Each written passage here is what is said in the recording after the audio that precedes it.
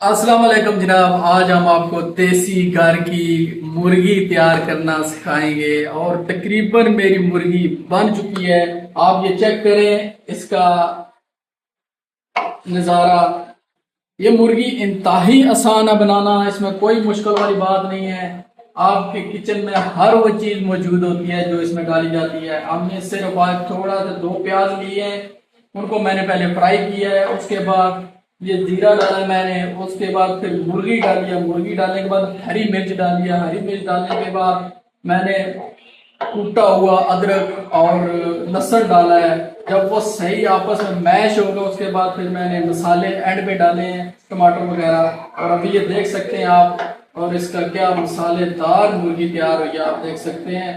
अगर मेरा camera man थोड़ा आगे हो जाए, ये देखें।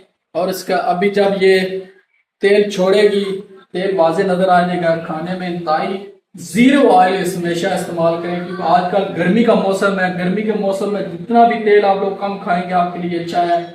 गोश्त कोई भी हो, लेकिन बाकी चीजों से परहेज करें। मजा हर चीज में होता है। ये आप देखें, बनाने में दिलचस्पी होनी चाहिए और अच्छा बनाएं, अच्छा खाएं।